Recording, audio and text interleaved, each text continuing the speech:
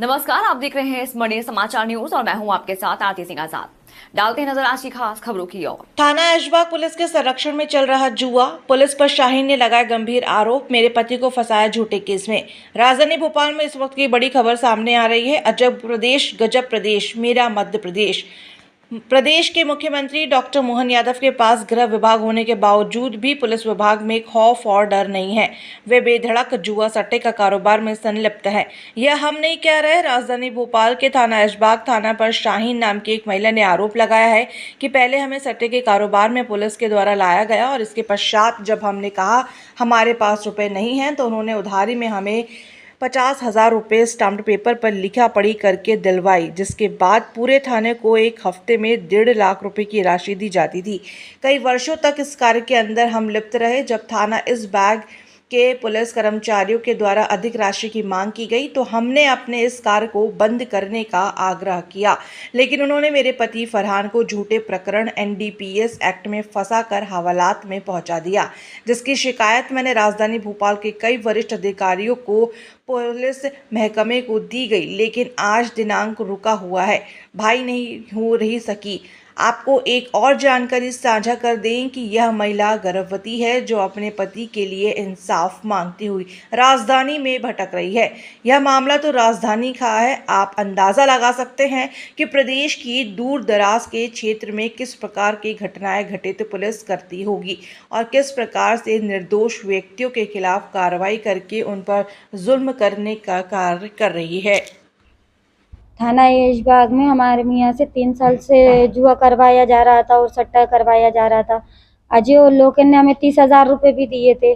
उसके बाद हमारे को जब घाटा लगने लग गया तो फरहान ने किया हम बंद कर देंगे, लेकिन उन्होंने बंद करने का मना कर दिया कि बंद मत करो। फिर उसके बाद 25,000 रुपये हमें दिए गए अजय ने, और फिर उसके बाद धीरे धीरे करके काम जैसे ही वो हुआ तो इन्होंने 25,000 रुपये वापस करे उनके, और जो 30,000 रुपये लिए थे वो भी वापसी करे। लेकिन धीरे धीरे करके लोग कहने लगे पैसे बढ़ा दो हमारे हैं। अब उन्होंने पैसे बढ़ाते गए 8,000 रुपये अजय लोग इनके देने लग गए और 10,000 रुपये टीआई साहब के देने के बाद वो ये कहने लगे कि टीआई साहब 15,000 रुपये की मांग कर रहे हैं कि लगे कि तुम थोड़े बहुत करके 15,000 रुपये बढ़ा दो। तो फरहान ने मना कर दिया था कि लगे कि पैसे मैं बढ़ा नहीं पाऊँगा, मेरी औरत का भी डिलीवरी का आएगा तो मैं पैसे नहीं बढ़ा पाऊँगा, होना तो मैं काम बंद कर दूँगा। लेकिन उसके बाद एक हफ्ता टीआई साहब ने गुस्से में आकर पैसे नहीं लिए। फिर दूसरे हफ्ते में आकर जब उन्होंने बताया कि लगे कि एक काम करो, दूसरे पुलिस वाले का भी हमारे पास फोन आया कि लगे कि फरहान को यहाँ से हटा दो, पहले NDPS नहीं तो लगा देंगे उसके ऊपर। और हम लोगों ने इस बात पे ज़्यादा ध्यान नहीं करा, ना गौर करा है कि सही में हम NDPS लगा देंगे इनके ऊपर। लेकिन उसी हफ्ते में इनको उठा के लेके चलेगा और उनके ऊपर NDPS का केस लगा दिया।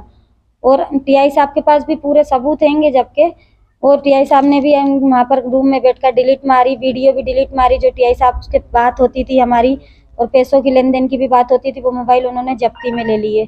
मोबाइल जब्ती में लेने के बाद उन्होंने पूरी रिकॉर्डिंग वीडियो डिलीट मार के उनके पास ही मोबाइल रखा हुआ अभी तक, और उसकी जब्ती भी नहीं बनाई गई है कि जब्ती बनाई है या कुछ बनाया गया है, ऐसा कुछ भी नहीं करा उन्होंने अभी तक। हम सिर्फ ये चाहते हैं कि प्रियंका शुक्ला जो मैडम हैंगी उनसे कार्रवाई दूसरे के थ्रू करवाई जाए। प्रियंका शुक्ला मैडम के पास भी हम 2-3 चक्कर होकर आ गए, लेकिन उन्होंने कोई सुनवाई नहीं की, ना हमसे मिलना ही नहीं चाह रही हैंगी वो।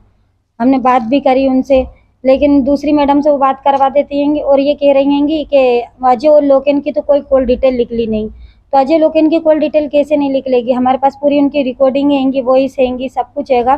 तो हमारी ऐसे अतपर से तो बात होती नहीं होएगी भाई।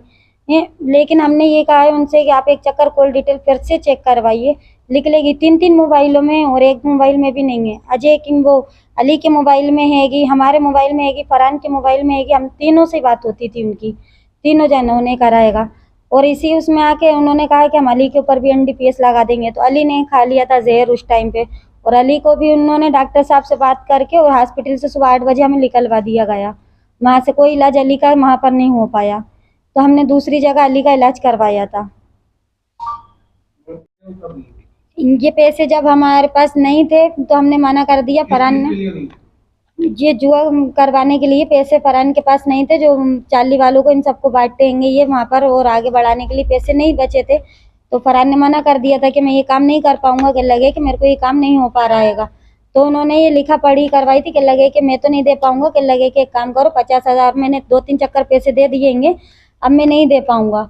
तो उन्होंने कि फरहान ने कहा था ठीक है मैं काम बंद कर देता हूँ, तो उन्होंने काम बंद करने को मना करा। फिर 50,000 रुपए की लिखा पढ़ी करवाई लोकेन ने कि लगे कि तुम लिखा पढ़ी से तुम पैसे इनसे ले लो, मैं बाद में कर लेना, तुम जैसा भी होगा अपन देख लेंगे। ये लोगन कौन है? लोकेन वहीं पर ही हैंगे, पुलिस वाले हैं वो भी। पैसे किस तरीके से दिए जाते थे आपको, किस तरीके से किसके द्वारा दिए? कौन लेता था पैसे आके आपसे?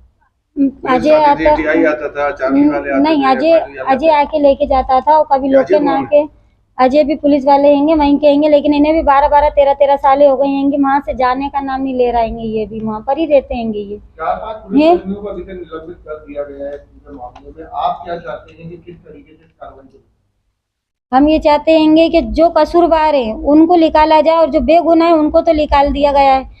जो कसूरवार थे अभी तक अभी सिर्फ दिखावा करने के लिए रखा है। आपका ये कहना है? हाँ, वो अभी भी थाने में ही मौजूद रहेंगे। जो अजय लोकेन पैसे देने वाले हैं, करवाने वाले हैं, ये हमसे ही नहीं है। अभी भी जुआ चल रहा है वहाँ पर, जगह जगह चल रहा है, पटलियों पे चल रहा है, पीछे चल रहा है। हमने इसकी शिकायत अभी भी टीआई साहब से भी की थी, 3 बार फोन भी लगाकर हमने टीआई साहब से भी कहा था कि टीआई साहब अभी भी मैंने क्या जुआ चल रहा है वहाँ पर, जगह हमने बताई भी, सब चीज़ की सूचना भी दी, लेकिन टीआई साहब ने इस पर कोई ऑब्जेक्शन नहीं उठाया, क्योंकि अजय अभी भी वहाँ से पैसे लेकर आ रहेगा।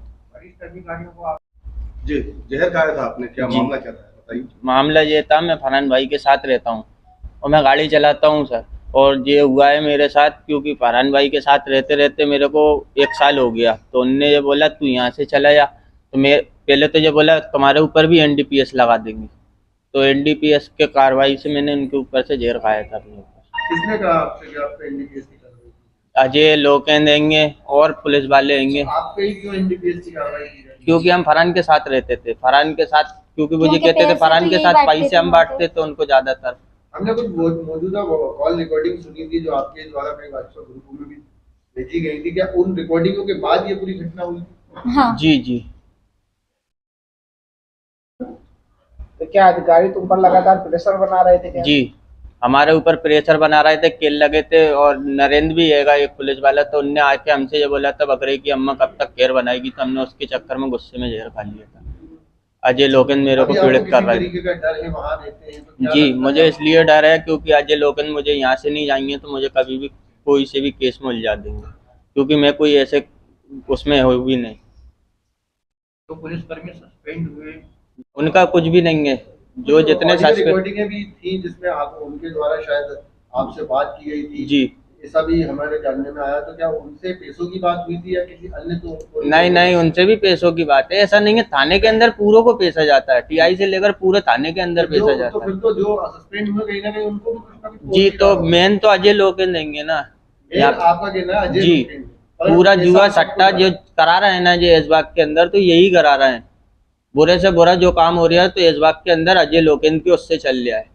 टीआई साहब तो कुछ नहीं, टीआई साहब तो रहने के हैं, अजय लोकेन ही थाना चला रहे हैं पूरा। आगे की आपकी क्या स्टेप रहने वाली है, कहाँ पर जाके इसकी शिकायत करेंगे? हमने हर जगह शिकायत करी है, बड़े से बड़े अधिकारी को ने जाके शिकायत करी, कोई सुनवाई नहीं हो रही है हमारी इस चीज की। अधिकारियों से क्या कहा जा रहा है? अधिकारियों से जाके बोला है हमने, तो सब कुछ बताया, लिखित में भी दिया ये चीजें, हर चीज मैंने कि हमें इन चीजों से दिक्कत है। रिकॉर्डिंगे भी दी हैंगी हमने उन्हें। फिलहाल इतना ही, खबरें भी और भी हैं, बने रहे हमारे साथ और देखते रहे स्मरणीय समाचार न्यूज। नमस्कार।